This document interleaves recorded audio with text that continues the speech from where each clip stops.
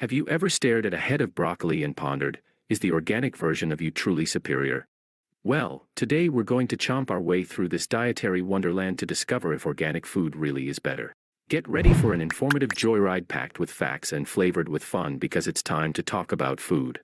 First things first. When we say organic, what exactly are we talking about? Officially defined, organic foods are those grown without artificial fertilizers or pesticides and raised considering animal welfare standards. Comparing these with conventional farming methods, which involve synthetic pesticides and chemical fertilizers, seems like comparing apples and oranges. And let's not forget regulatory oversight. That USDA organic seal isn't just decoration, it means your grapes have passed stringent tests. Have you ever noticed how your wallet feels lighter after buying some organics? That's because they usually cost more than conventionally grown produce due to labor-intensive growing practices, stricter government regulations, and lesser production outputs. Here's where things get juicy. Is there really a difference in nutrient content between organically grown versus conventionally grown produce? Scientists seem divided on this one. However, certain studies suggest that organic crops may contain higher levels of antioxidants compared to their non-organic counterparts. Now, isn't that worth considering? For anyone dodging certain foods due to allergies or intolerances, switching to organic could possibly be beneficial.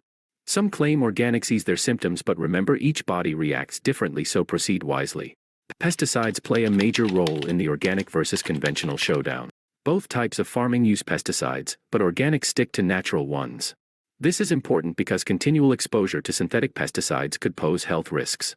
So how do we dodge these pesky pesticide bullets even if we're not exclusively buying organic? Prioritize. Some fruits and veggies tend to absorb more chemicals than others, now known as the dirty dozen. The big question remains, is spending that extra cash for organics worth it? Does it truly offer benefits for our health?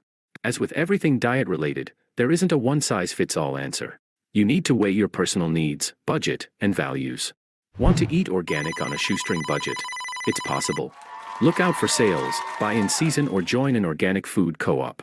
And remember, every small step counts.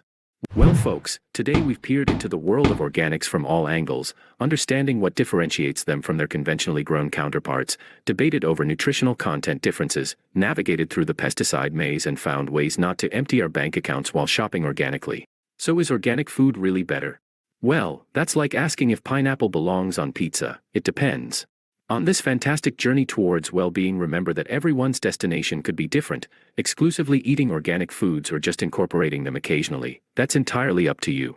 Always stay hungry on your quest for knowledge about nutrition, and never forget, the best way to enjoy any meal is with laughter at your side. Until our next culinary adventure, a hearty bon appetit.